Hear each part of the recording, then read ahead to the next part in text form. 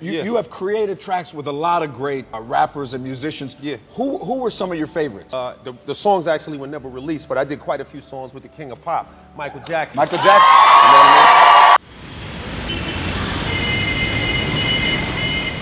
mean? Like one time we was in the studio and, I said, Mike, in The Smooth Criminal, how'd you lean forward like that? And I was sitting at the, like a baby grand piano. I'm sitting on the, on a chair, and he was like sitting up on the piano like this, you know what I mean? And he was like, oh, well, I said, how did you lean forward? He said, well, we had a Swami come in and, we did a special thing and he did a ritual and he leaned forward and we all leaned forward together. I was like, really? He was like, no, silly. Mike was funny.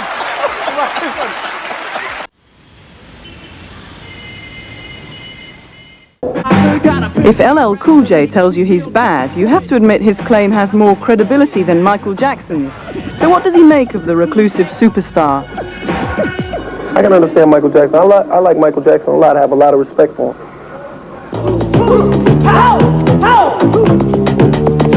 I would love to achieve the same success or greater success than Michael Jackson, but I would never allow myself to be isolated from the world. I don't see any reason to limit myself.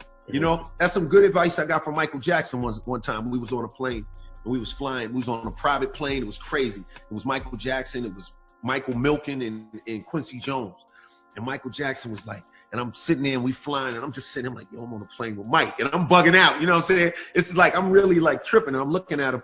He's like, and I was like, so what do you, he was like, let me tell you something out loud. He said, no matter what you do, never limit yourself. Never, ever limit yourself. And you know what? I never forgot that. You know what I'm saying? And this is around the time when a lot of people don't know, like, he named his album Bad because of me. You know what I'm saying? Because I had I'm Bad. And he was like, I like that, Bad. Yo, and him and Quincy Jones went and did the Bad album. A couple of times I got to fly with him and he gave me some good advice. He told me, LL, no matter what you do, never limit yourself. And he also told me that, if they can whistle the melody, then the record can be heard worldwide and the whole world can rock to it. It's supposed to be innocent till proven guilty. Plastic surgery doesn't mean you're a pedophile.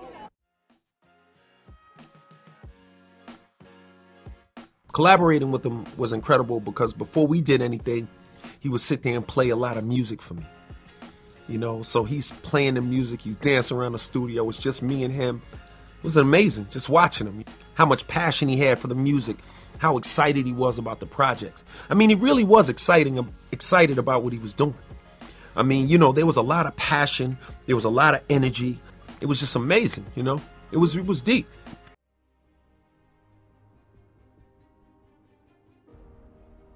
It's funny how, when people are alive, we take things for granted, but when they go, we have a tendency to remember the simple things.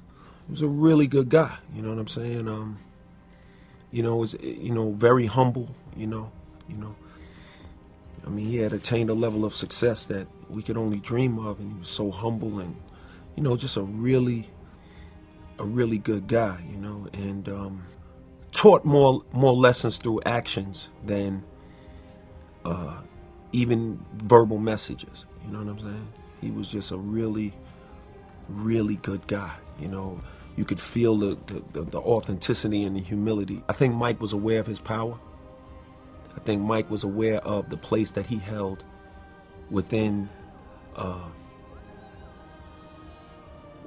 in society and as an entertainer.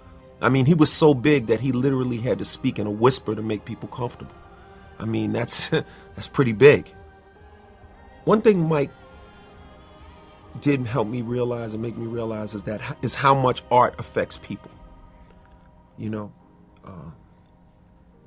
and how important art is. When you think about artists and the contribution that they make to society, it really is truly amazing because the work really does outlive the artist, especially and when it's really incredible work, people always remember it and cherish it.